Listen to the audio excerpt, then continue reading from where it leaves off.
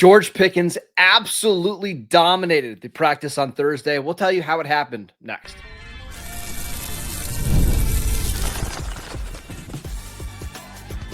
You are Locked On Cowboys, your daily Dallas Cowboys podcast. Part of the Locked On Podcast Network, your team every day.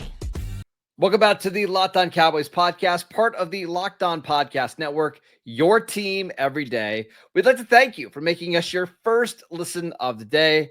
I am your host, Marcus Mosher. You can follow me on Twitter at Marcus_Mosher.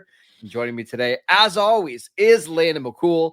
You can follow him on Twitter at McCoolBCB. You can also check him out over in Oxnard. He's at the Cowboys practices on the sidelines, getting us all the good nuggets and notes from Cowboys camp. And Landon, let's start with this. We've been waiting for one of these big George Pickens days where he just takes over practice. It sure seems like we got it on Thursday. Yeah, it felt like when, just to kind of flash, back a little bit, it felt like when the pads first came on, the defense was a little bit ahead of the offense, right? Like they just, and that's not at all surprising. That's pretty much the norm, right? It just takes a little bit once, you go up a level on competition to kind of readjust, throwing into the tighter windows, adjusting to the timing of the routes when they're being truly disrupted by a cornerback who's, trying to displace a receiver in route. And so it just felt like it took them a practice of getting used to that to kind of get their feet under. But yeah, in today's practice, George and Dak went nuts. And I think there were 3 different touchdowns by Pickens, all on slightly different routes, including one I posted on Twitter, which was just absolutely awesome play action bomb down the sideline. Just really impressive stuff. All of them kind of big play sort of touchdowns. Really, really impressive. And it was great to see Dak not only get him in 3 different touchdowns, but to get him on like 3 kind of separate different looks. Just really, it shows you where they are in their connection and where George is in learning the offense. And that's my hope, is that I love CeeDee Lamb. He might be my favorite player in the league right now. He's not necessarily a deep threat. I mean, we can think about plays that he's made down the field, whether that's the Lions game in 2023, but I wouldn't say that's his strength. That is a strength of George Pickens. So if you can use these play action shots down the field, even if he's covered, he's still open because he's so good at making contested catches. I'm hoping under Brian Schottenheimer, and if you have a better run game, maybe we see more of those shots down the field to Pickens out of play action. Yeah, I mean, he's just going to get more opportunities in this offense. There's going to be less focus on him because of the run game, because of CeeDee Lamb. We, all the reasons that we've talked about previously on the show. It was always ever just about like getting him assimilated into the offense and then getting his, sync in with Dak a little bit. And it feels like that's starting to develop in a way that's become deadly. And while that's one of his strengths, I actually think his best strength, or top strength, however you want to word that, is his ability to contort and twist his body in the air. And you saw it on one of the other touchdowns during the red zone period where Dak threw him a ball in the back of the end zone, and he goes up and he's able to twist his body and make a catch and get his feet in bounds. That's where I think Pickens is at his best. I think he's just so natural at being able to do those unnatural movements. And I'm hoping we see that more in the red zone this year as well. Yeah, and even just on kind of regular routes, you see it. There was another throw earlier in the practice where Dak threw to an open window. I mean, Pickens hadn't even made his break yet. And when the ball arrived to Pickens, it was a little bit behind, where his momentum was. And he was able to kind of just twist and turn his body around in such a way that he was able to snatch it and then continue along his way and get some yak. But, it's just like you see it in a couple different ways, obviously on the big plays where he's twisting and turning for the highlight reel stuff, but also just and real simple stuff. And just he uses that sort of body contortion ability to, even increase his already kind of wide catch radius just a little bit further. And he's not 220 pounds where he's going to out physical you and out muscle you. He's about 195 pounds. And that's the advantage of that. Much like CeeDee for most of his careers, you're able to catch the ball in maybe more awkward situations, and you're not as rigid and, vertical as some of these other receivers. And that's really nice for your quarterback to have a guy, actually now 2 guys, that can catch a lot of bad balls.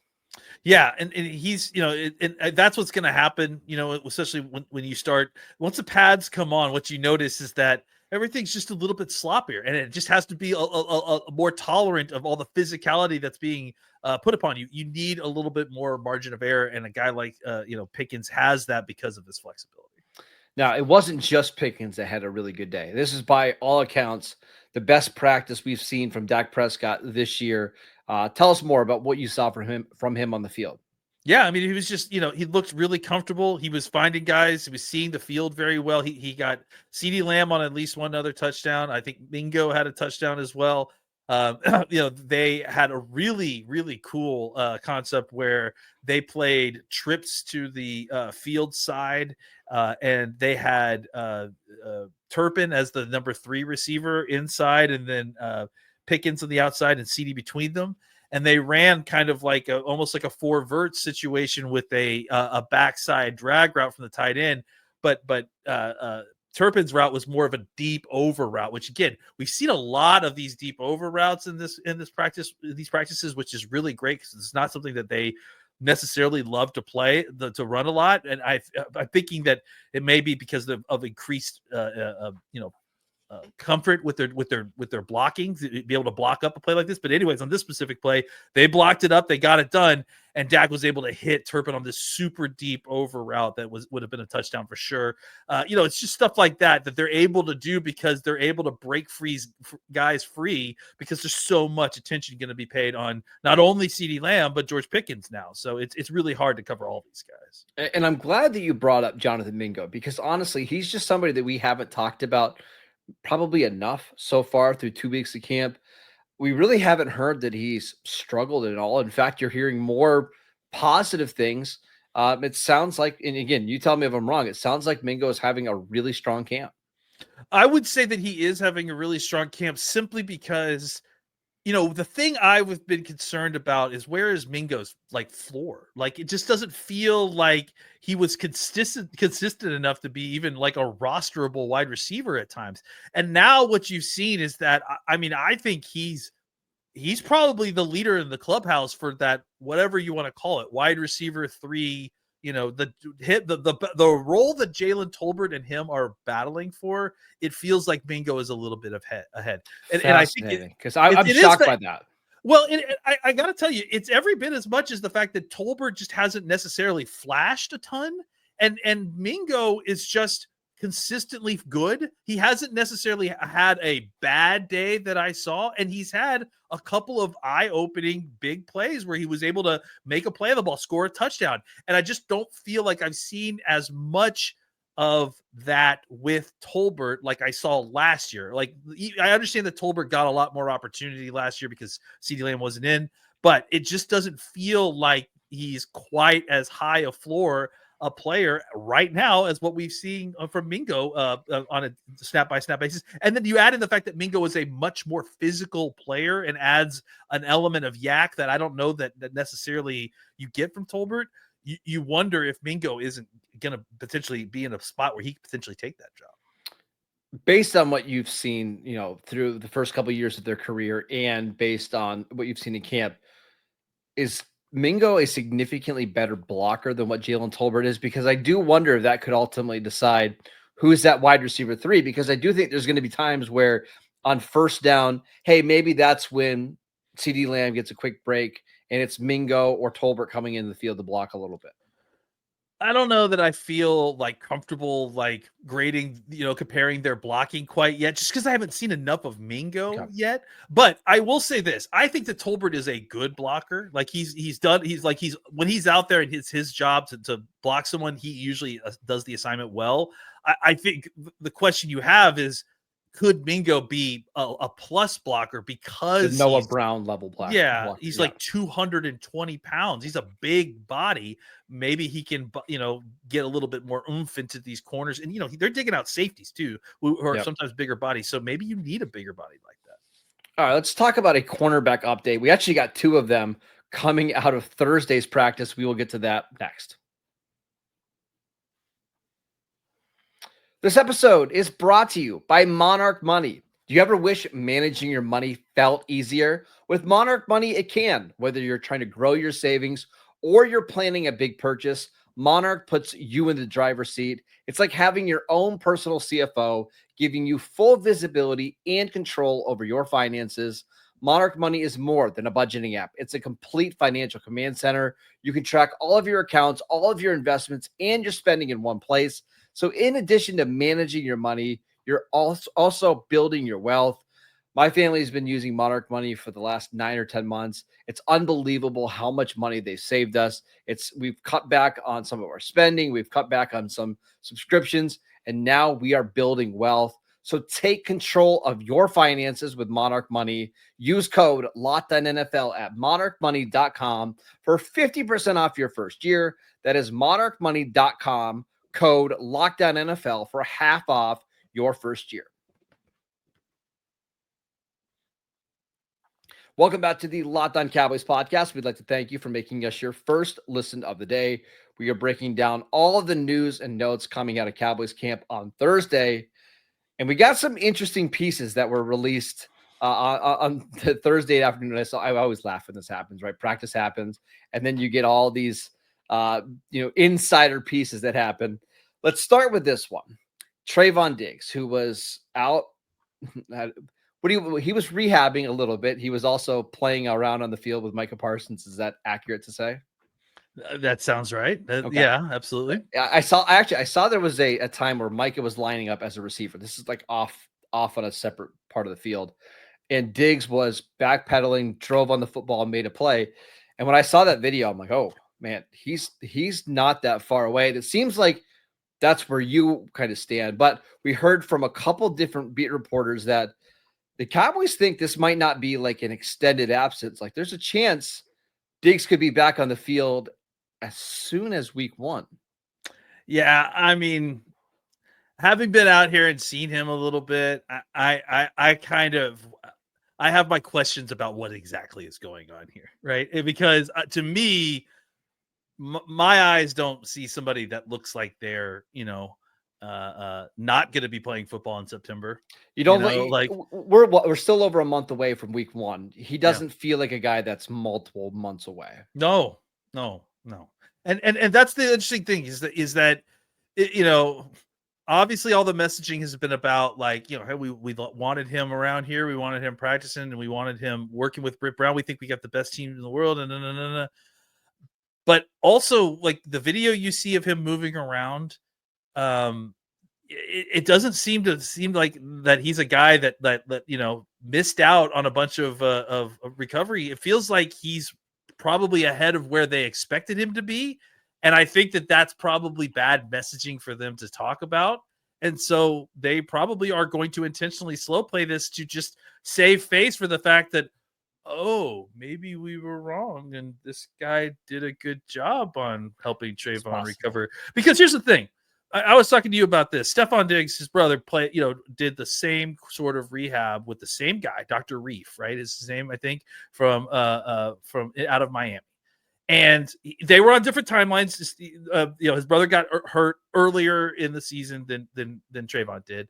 But even for his own timeline, it sounds like Diggs came back like almost a month early from where they were expecting. Yeah. So when I heard that news, I remember thinking, is there a possibility that Trayvon comes back like that? And then we heard all this talk about no. It's we're not even sure where he is, and then he comes back and they're like, well, he's not as far along as we want.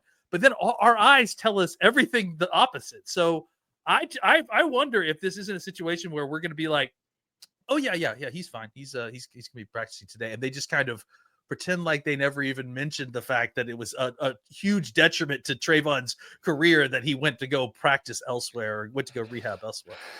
Yeah. And now the Cowboys did have a little bit of a scare. He was rehabbing after practice, kind of slipped and fell in one of these drills, stayed down on the ground for a little bit. But again, all the reports say that he was fine. He went back to the locker room. No big deal. We'll see. But you're right. Like our eyes shouldn't deceive us. Like I know we get a lot of mixed messaging, whether it's from the Cowboys or from beat reporters that are being told what to say from Cowboy people. Like it happens, right? In the case of Savon Revell, the other cornerback, there were some videos of him rehabbing and running this week where it looked like he was still favoring his leg a little bit. And then people started to ask around, and the initial timeline was he was going to be ready for training camp or close to it, right? We're a couple of weeks in, he's not practicing. Then Stephen Jones goes on a local radio station and says, hey, he's a couple of weeks away, which is fine, not a big deal. And then you have Savone Ravel's dad going on a radio station on Thursday and saying, no, he's like 6 to 8 weeks away. That more lines up based on what we're seeing on the field right now. Potentially. And we also don't know when the timeline is of like, when that potential, was there a setback? Was there, what happened? So I think there was a couple people reporting that there's a small setback that he had, but nothing. And that was separate from the confusion over the Albert Pierce. This is like in the last couple of days. Like there's been some small setbacks that he's still dealing with a little pain, but nothing like long term they're worried about. Well, and I think the other part about this that I think factors into all of this is that they are probably at the point now where they feel like they can slow play that situation a little bit, because the truth of the matter is Elam has been such a hit at corner that the need for and if Diggs really is on a accelerated timeline, even say it's not week 1, say it's week 3, right? I mean, like, exactly. You're in a much more tenable situation than you were even just a few weeks ago. Maybe your depth is a little scary for the first few weeks, but you could get to week 3 or 4, and suddenly if you've got all these guys that you're supposed to have back, and we haven't had any new injuries, which is obviously always possible, you can have a really deep, quarterback roster suddenly. Like I think if Elam continues to kind of play like, and look, we're kind of almost past the drumbeat at this point with Elam, right? Like I think Elam has been one of the best players at this camp. He said ? But he meant, yeah, I do mean it. He has been incredible. Like, I mean, look, there have been times in these practices where the Cowboys have struggled to throw the ball, and it's not because Pickens and CeeDee Lamb are bad at playing receiver. They're getting some good coverage, and Deron Bland hasn't been out here until just yesterday. So, I think Elam is beyond just like, okay, what do we got here? I think Elam is a starter right now. So, 100%. I think at this point, like, we're kind of looking at this situation like, okay, maybe some of the timelines are shifting. Some are moving forward, some are moving back. But I do feel like the Cowboys are at a spot now where if they kind of just move forward and nothing changes, they could make it through this without maybe necessarily having to go out and sign a veteran corner. And one last thing before we move on with Ravel. We've always said that we thought the Cowboys are going to slow play this because there's no reason to risk a player that you drafted in the early part of the 3rd round coming off an ACL that you really like to try to rush him onto the field for week 1, week 2, because there's a good chance that he might not even be active because of missing training camp and because he's probably not going to play on special teams early in his career, right? So what you can do, because he's on PUP still, you can put him on the PUP list. He'll miss the first 4 games of the year. It gives you another roster spot. It allows him to continue to get in shape. And then by the time you get to October, you kind of judge where he's at. You can actually activate him, have him practice, but he doesn't count towards your 53-man roster.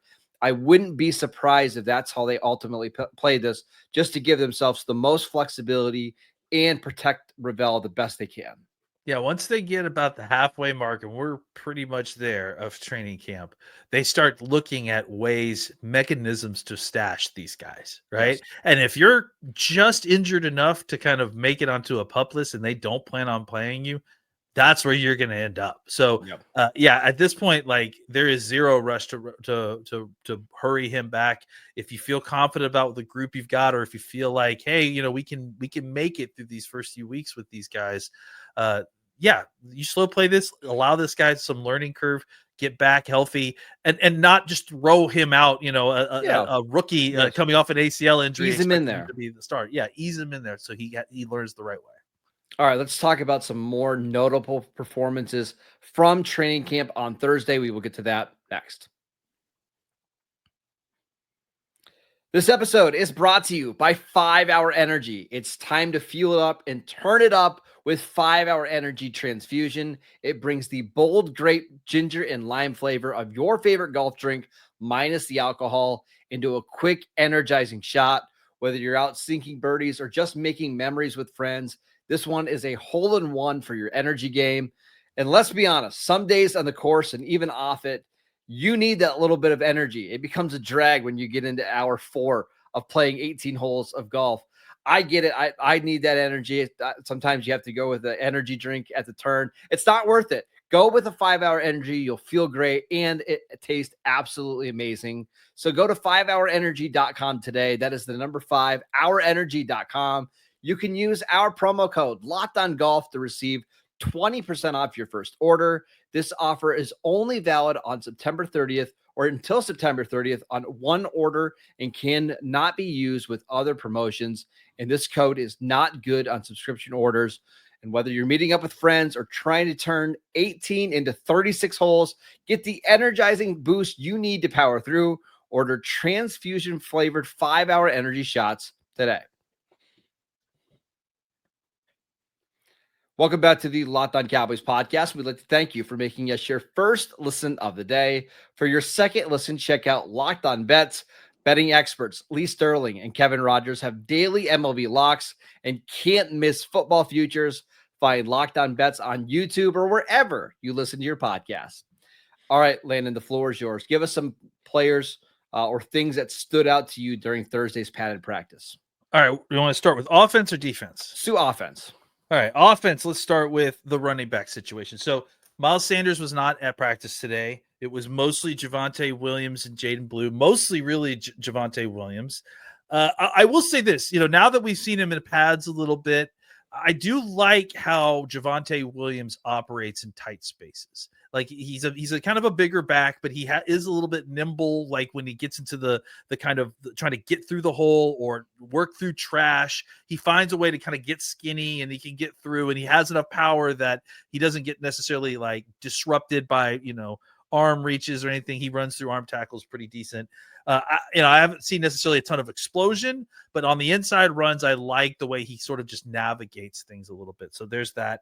Jaydon Blue looks, what I like about Jaydon Blue is what we talked about him coming out is that fast running backs need to have, if you want to be an actual elite running back in the NFL, and Tony Pollard figured this out early too, and he has the exact same sort of trait.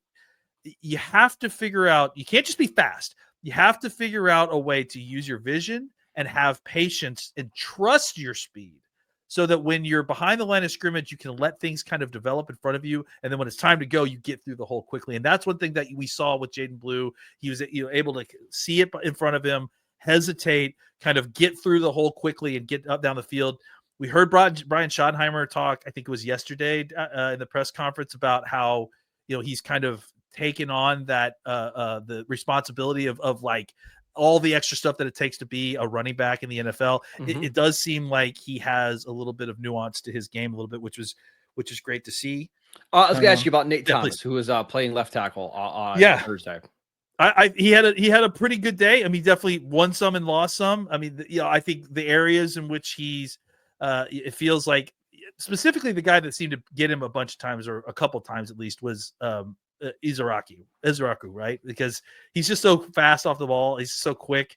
And I think it's that's something that Nate is kind of just still learning how to deal with more than other things. When he goes against even someone like Nealand or Sam Williams sometimes we're able to get around it, but they, he usually draws them up pretty good. He doesn't have as regular problems with them.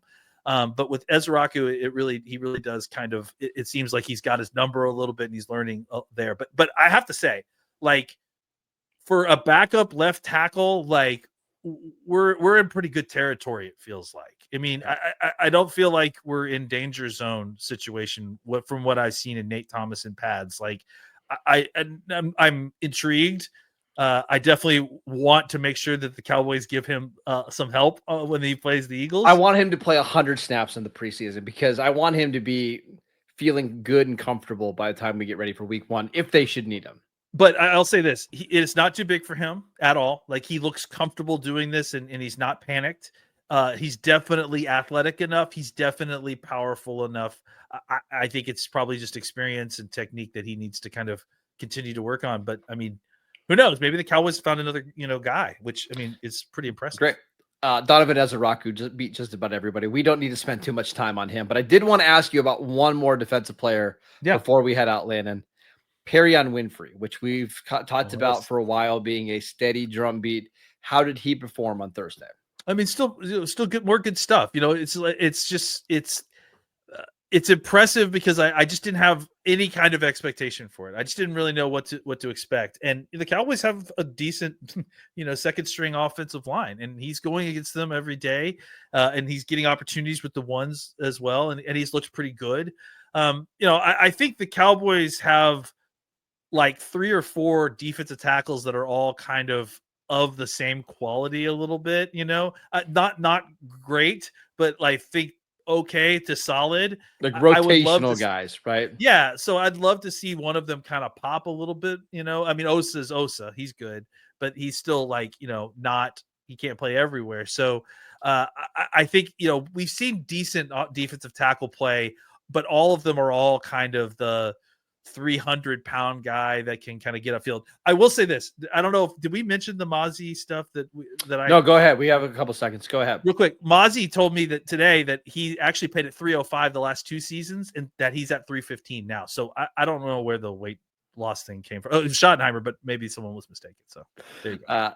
Which you could see, like, he's not 300 pounds, but also, we need to have a bigger conversation about Mozzie Smith at some time, where he's at, what's going on, because that's a fascinating situation. But that is it for today's show. We'd like to thank you for making Locked On Cowboys your first listen every single day. He is Landon McCool. I'm at Marcus_Mosier on Twitter, at McCoolBCB. We will see you guys next week as we continue to break down Cowboys training camp.